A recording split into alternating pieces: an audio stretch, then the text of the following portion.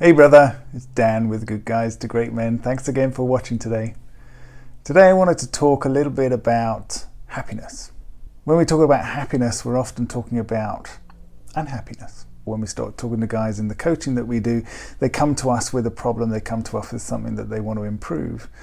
And we'll often ask them, okay, so what do you want? And the first response, as I said in one of the videos recently, was, well, I know what I don't want. And they list out all the things. I'm not happy with the lack of connection and affection. I'm not happy with where my work career is. I'm not happy with, this relationship with my family or whatever it is. There's lots of different reasons. But unhappiness points to something else. We often talk about it as it points to areas that you need to grow in yourself as a man. This question of who are you as a man comes up again. And we all always go, what does that even mean? What do you mean, who am I as a man? Well, this is my name, this is what I do for a living, and I have a family, and I have this house, and now who are you as a man? What drives your decisions? What drives the actions that you take? And why this is important is because happiness, ultimately happiness, is an inside game. Happiness is a perception of yourself. And that changes depending on how you think about yourself, what you think about yourself. And that changes depending on your standards and your values and your principles and all of those sorts of things. So when we talk about happiness in a relationship where maybe there's no connection, there's distance, there's coldness, there's arguing. When we talk about happiness in that sort of situation, really we break it right down into small little pieces. So, well, who are you as a man? Well, maybe I'm a man who recognizes he's generous. Maybe I'm a man who's reliable. Maybe I'm a man who is considerate. Maybe I'm a man who's compassionate and trusting and respectful.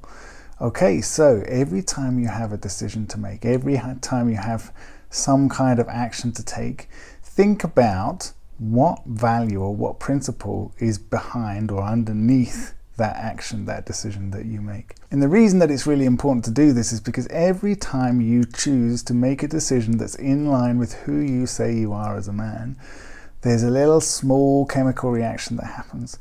There's some little block that gets put in place as a foundation. And every time you consistently do this, even though you might be still having the same problems, still having the same resistance, still struggling in your outside circumstances compared to where you would like them to be, every time you consistently do this, hold yourself to a certain standard, live to the man that you say that you are, it builds. And those small chemical reactions become something bigger. What ends up happening is this foundation of self-respect.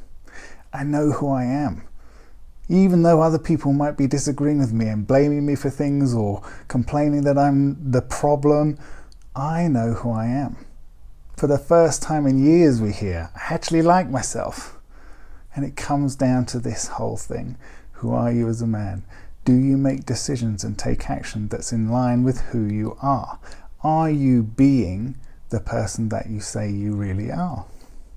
If you can be that person, it totally changes your perception. It totally changes your outlook. It totally changes how satisfied, fulfilled, and enjoyable your life is, moment to moment, day by day.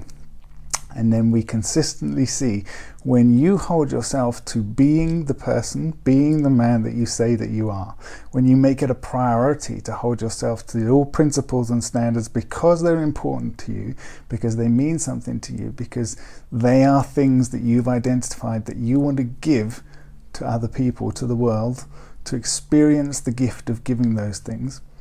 When you do that, life starts to change, one way or another. And it starts by having more self-satisfaction and more fulfillment in yourself, more happiness, more relaxation.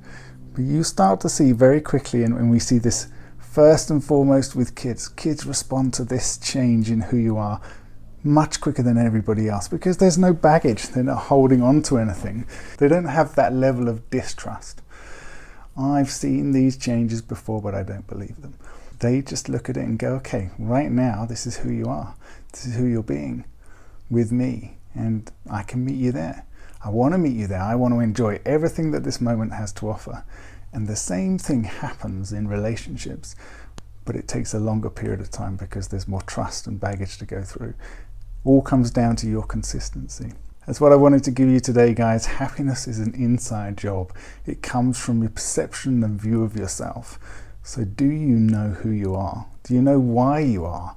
And what the decisions that you make and the actions that you take fundamentally boil down to with regards to values, principles, and standards?